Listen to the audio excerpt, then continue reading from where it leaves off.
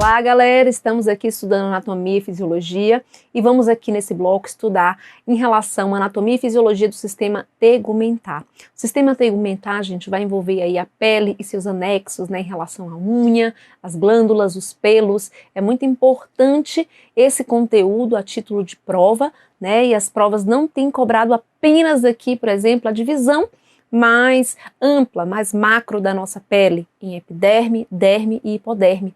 Né? As nossas provas têm cobrado detalhamento das camadas da epiderme, têm cobrado em relação aos receptores de sensibilidade, de pressão, de dor, que estão localizados também na nossa pele, né? Tem cobrado detalhes em relação a algumas células especializadas que estão na nossa pele, para conduzir essas informações nervosas. Então é muita informação bacana para a gente discutir aqui de forma bem aprofundada, tá certo? É importante destacar, gente, que algumas literaturas trazem a pele apenas com a epiderme e derme, tá? Trazendo o subcutâneo aqui como um tecido diferenciado, tá? Do sistema lá da histologia do tecido conjuntivo. Algumas literaturas, como a Sociedade Brasileira de Dermatologia, que foi a que eu utilizei aqui, nós vamos ter a pele dividida em 3 camadas, epiderme, derme e a hipoderme, que é o tecido gorduroso, ele fazendo parte ali da conexão com a pele, tá? Então é isso que nós vamos estudar aqui, né, de forma bem aprofundada, trabalhando teoria e questões bem relacionado, beleza? Então olha aqui na parte da capa da nossa aula, a gente já traz o detalhamento da anatomia da pele e a gente vai voltar outra vez nessa imagem em outro momento, quando a gente estiver falando da derme, para poder detalhar com vocês cada um desses componentes aqui, tá? De forma mais introdutória, eu quero deixar claro aqui para vocês que a epiderme é a camada mais externa, que tem a ver com proteção do nosso corpo em relação a evitar perder água, né? Por isso que quando tem uma queimadura, que a gente perde a epiderme, a gente tem aí a liberação de plasma, a gente perde líquido para o meio externo, quando essa epiderme é rompida. Depois da epiderme, que é a camada mais externa, que tem essa queratina, que tem células mortas na última camada, ali córnea da pele, a gente vai ver detalhes disso, nós vamos ter a camada da derme. A derme vai ser aqui relacionada com a elasticidade, com o colágeno, são palavras-chave aí para a associação da camada da pele derme, tá? A terceira camada é o tecido adiposo, ou tecido subcutâneo, ou hipoderme. Ele vai ter aqui correlação com a questão do isolamento térmico, a proteção contra impacto no nosso corpo, tá? Isso vai estar bem relacionado com esse tecido aí adiposo, tá?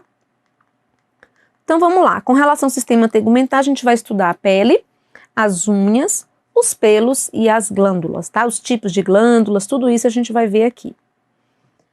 Lembrando aqui do que cai em prova, a pele é o maior órgão do corpo humano, e isso cai em prova, a gente vai ver isso. Tem função de proteger o corpo de ações do meio ambiente, seja o sol, seja o frio, né? A gente vai estar com a pele aqui fazendo essa interface entre o corpo aqui humano e o ambiente externo. A pele evita a perda de líquidos, evita a entrada de substâncias tóxicas no organismo, regula a temperatura do corpo, garante a sensibilidade através dos nervos da pele, as terminações nervosas, que vão conduzir à dor, né, e dessa forma o mecanismo de proteção daquele tecido. Produz também a vitamina D por meio da transformação do colesterol, né, em vitamina D mediante aí a recepção da luz. Muito importante também essa função da pele. Observe que a vitamina D é a única vitamina que pode ser produzida no corpo. E isso vai acontecer mediante o metabolismo dessa vitamina, que vai transformar o colesterol nessa vitamina D, tá? Sofrendo aí mudanças químicas por meio da luz. O colesterol, ele se transforma na vitamina D, tá? Essa vitamina D aumenta o nível de cálcio sanguíneo e promove a absorção intestinal de cálcio e estimula a liberação de cálcio pelos ossos, ou seja, a vitamina D ela ajuda na calcificação dos ossos e fortalecimento desses ossos. Com relação à função, a gente viu aqui a função da pele, vamos agora relembrar aqui a nossa camada, as nossas camadas da pele. Epiderme externa, tem a ver com queratina, tem a ver ali com proteção. Derme tem a ver com colágeno, tem a ver com elasticidade. Hipoderme, tecido subcutâneo, tem a ver com gordura, tem a ver com isolamento térmico. Voltamos naquela nossa imagem, né, onde a gente tem aqui a divisão da epiderme, já explicada, a derme e o tecido subcutâneo, tá? Nós vamos ter também envoltos aqui, né, por meio da nossa pele, a questão dos pelos, né?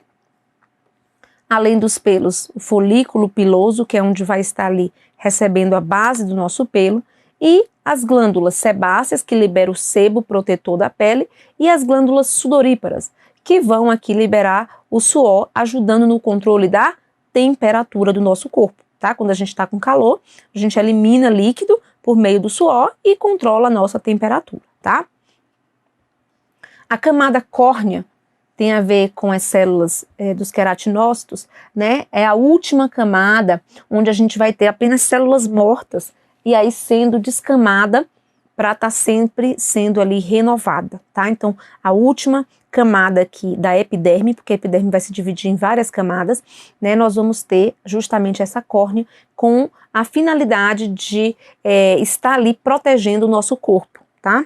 Com a queratina misturado com células mortas.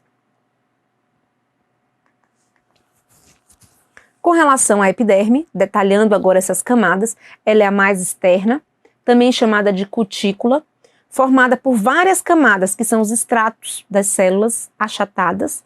Nós vamos ter na pele, especificamente, um epitélio pavimentoso justapostas. O que quer dizer isso?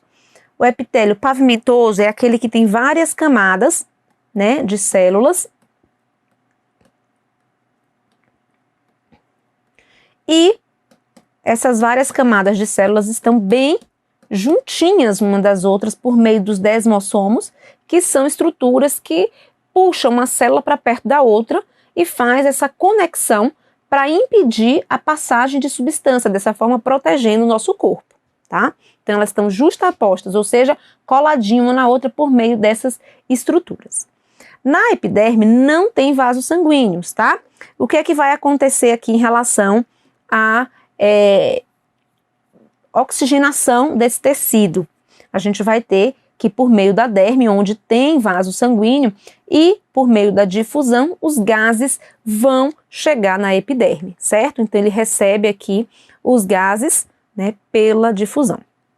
Na epiderme, uma palavra-chave é a queratina, a substância que protege a pele aí em relação a não perder água para o ambiente externo, tá? Na epiderme, então, os nutrientes e oxigênios vão chegar por difusão a partir dos vasos sanguíneos que vão estar na segunda camada da derme, a gente acabou de ver. Essa epiderme, gente, forma uma camada protetora do corpo por meio dessa queratina. E aí protege contra esses danos externos e dificulta a saída de água do organismo e a entrada de substâncias tóxicas e também de micro-organismos. Na epiderme também vai estar os melanócitos, que são as células que vão dar cor à nossa pele. As células que produzem melanina, que dá a cor. A epiderme também origina os anexos da pele, a unha, pelos, glândulas sudoríparas e glândulas aqui sebáceas, né, onde vai exteriorizar, né, a base do pelo, por exemplo, vai estar, né, aqui mais abaixo, mas a exteriorização vai ser por onde vai estar ali drenando já na última camada, que é na epiderme, tá? Aqui a gente vai agora aprender o detalhamento, né, que são aqui divisões da nossa epiderme, certo? Esses estratos aqui. Nós vamos ter a derme aqui abaixo, certo? A divisão da derme para a epiderme vai ocorrer aqui uma camada basal. E aqui eu vou ter a divisão dos queratinócitos. Com relação, então, a esses queratinócitos, nós vamos ter uma subdivisão aqui em relação às camadas. A última camada vai ser a camada córnea, onde tem células mortas, né, relacionadas ali à descamação da nossa pele.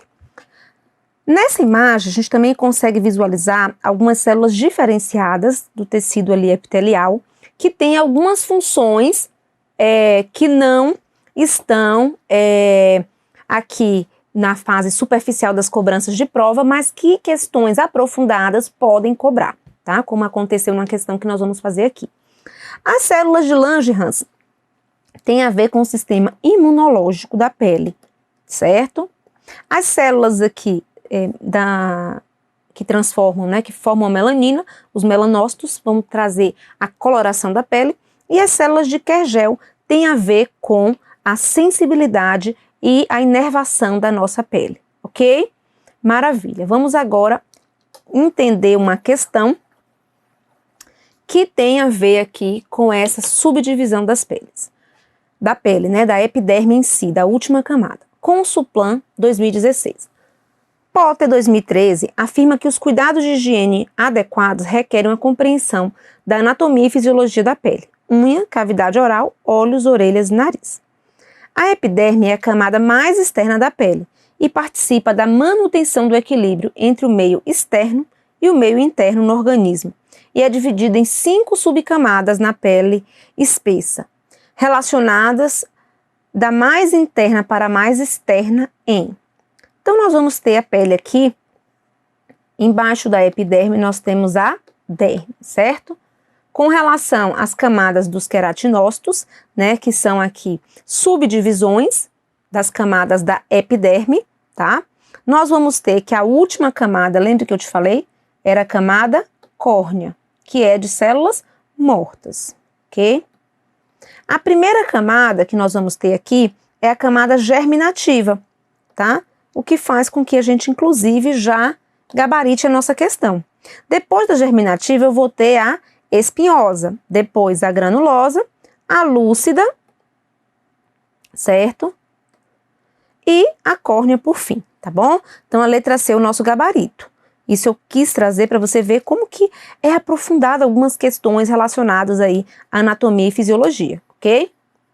Maravilha. Vamos agora ver o que é que representa esses queratinócitos, tá? Em relação à nossa epiderme, porque nós ainda estamos na camada mais externa e a sua subdivisão. Então, com relação aos queratinócitos, eles representam 80% das células epidérmicas, tá? São as células mais numerosas da epiderme e são as que se tornam queratinizadas, né? Os queratinócitos formam 5 camadas da epiderme, onde eu tenho primeiro a camada basal, camada espinhosa, granulosa, lúcida e camada córnea.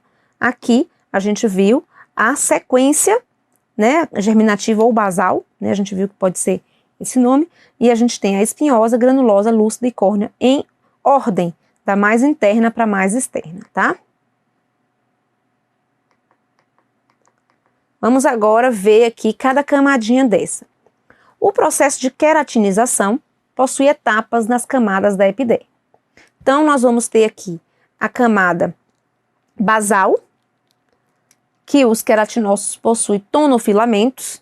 A camada espinhosa continua a síntese do tonofilamento, que se agrupa em feixes de tonofibrilas, onde inicia aqui a síntese de querato e alina.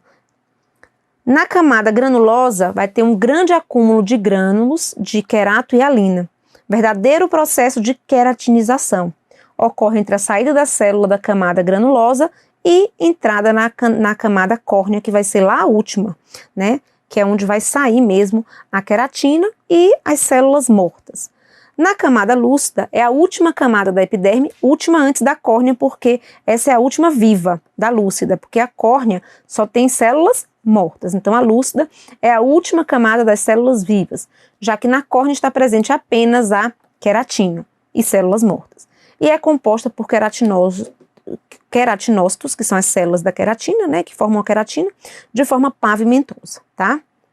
Então, aqui segue a lista da sequência, tá, em relação à parte mais interna, até a mais externa, como estava na nossa questão. Lembrando que a camada germinativa, ela pode ser chamada de camada basal, tá? Como apareceu aqui na nossa questão. Outra questão que cobrou esse detalhamento da epiderme foi na Universidade Federal de Mato Grosso. A epiderme, porção superficial da pele, pode ser dividida em várias camadas. Qual é a camada que possui células mortas com grande quantidade de queratina e que sofre descamação continuamente? O extrato lúcido, granuloso, germinativo ou córneo? Córneo. A lúcida é a última camada viva. Onde tem células mortas é o extrato córneo, tá? Então, vamos aqui gabaritar a letra D. Com relação a outras células especializadas da nossa epiderme, nós vamos ter os melanócitos, onde vai estar presente na camada basal e espinhosa, com prolongamento dendríticos dirigidos para a superfície da epiderme, e onde vai acontecer a síntese, a formação da melanina, que dá cor aqui à nossa pele.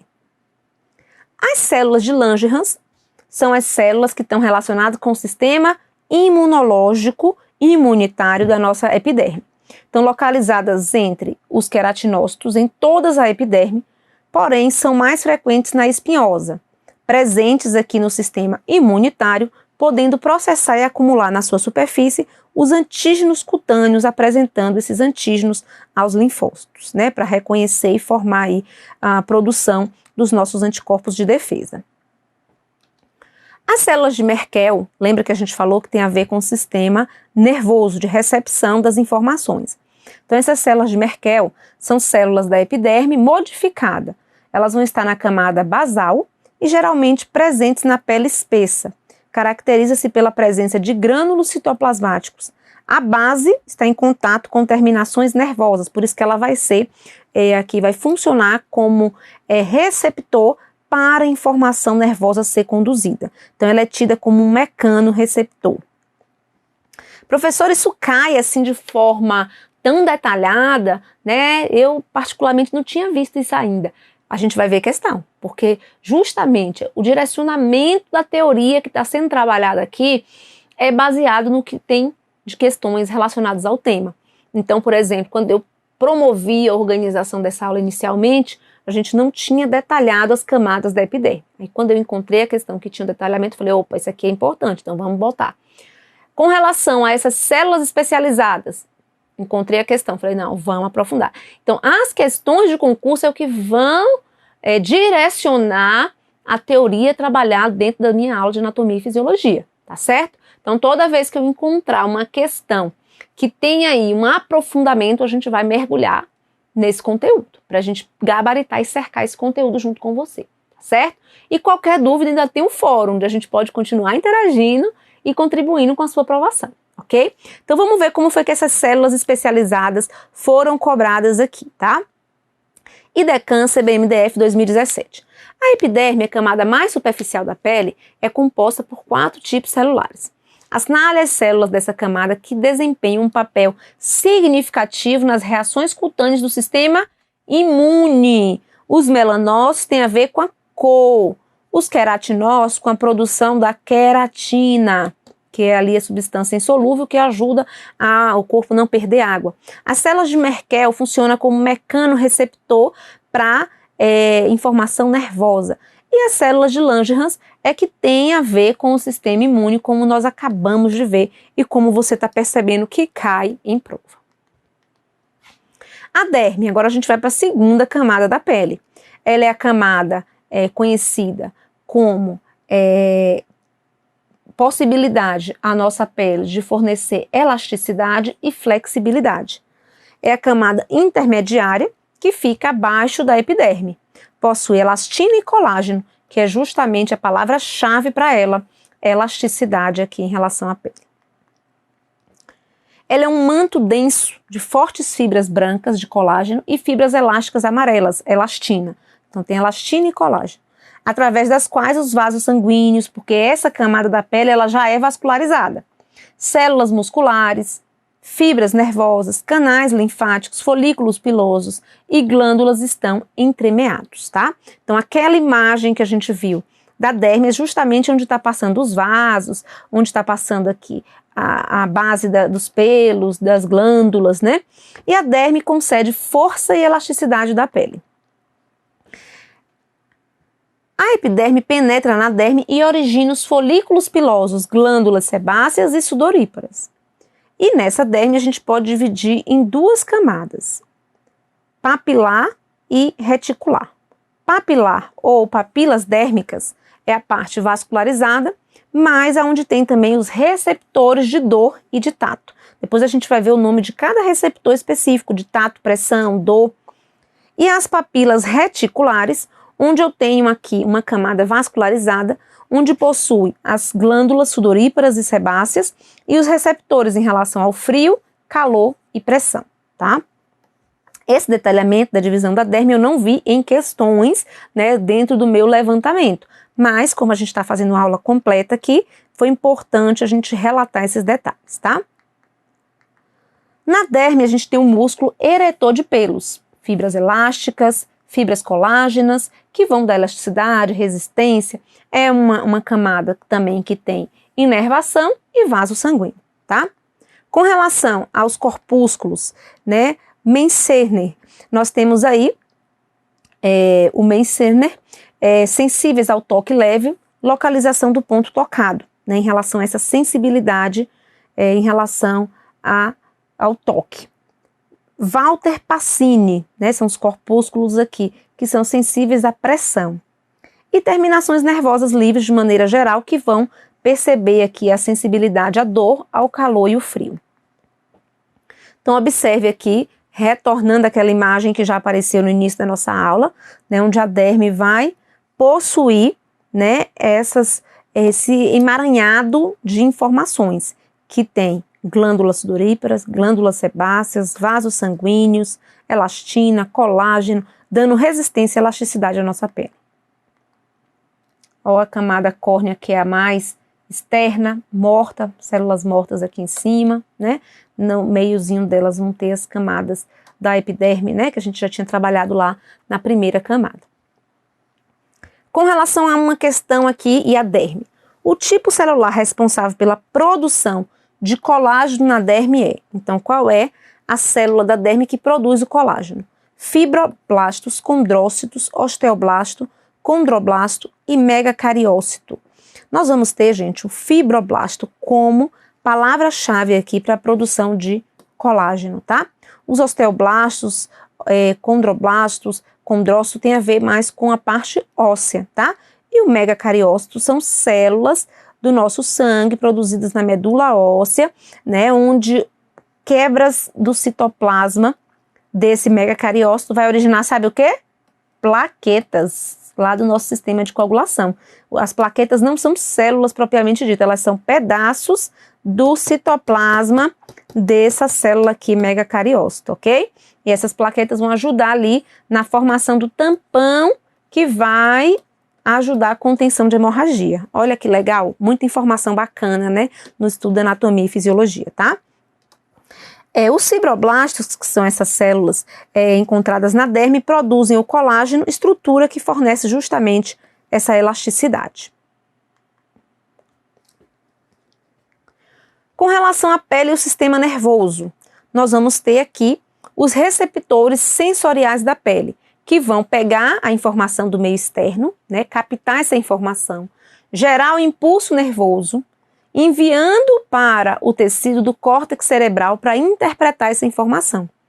Nesse receptor, as mensagens são interpretadas na forma de sensações, quando ele é ativado em relação à dor, o frio, calor e pressão. Com relação à hipoderme é a última camada da pele, né? Eu já falei para você que algumas literaturas, inclusive, classificam a pele apenas em epiderme e derme, e deixam a hipoderme relacionada aqui ao tecido conjuntivo do tipo aqui adiposo, tá? Mas a Sociedade Brasileira de Dermatologia trata aí a pele com 3 camadas, incluindo a camada aqui da hipoderme, onde a gente faz inclusive a medicação, né, subcutânea ou a hipodermóclise, quando o paciente tem aí dificuldade de acesso venoso, paciente de cuidado paliativo, paciente idoso, e aí a gente pode inclusive fazer hidratação venosa por meio da hipodermóclise na camada da hipoderme, fazer a colocação de soro lentamente ali e a gente vai absorvendo aquele líquido ali pelos vasos que estão ao redor ali passando nesse tecido e logo abaixo dele. Tá certo? No próximo bloco a gente continua com o sistema tegumentar. Nós já estudamos aqui nesse primeiro bloco, né, as estruturas especializadas da nossa pele em relação aqui o detalhamento da primeira camada, ou seja, a camada mais externa, que é a epiderme, os queratinócitos, as células de Langerhans, as células de Merkel, né? Nós já detalhamos aqui as subdivisões dos estratos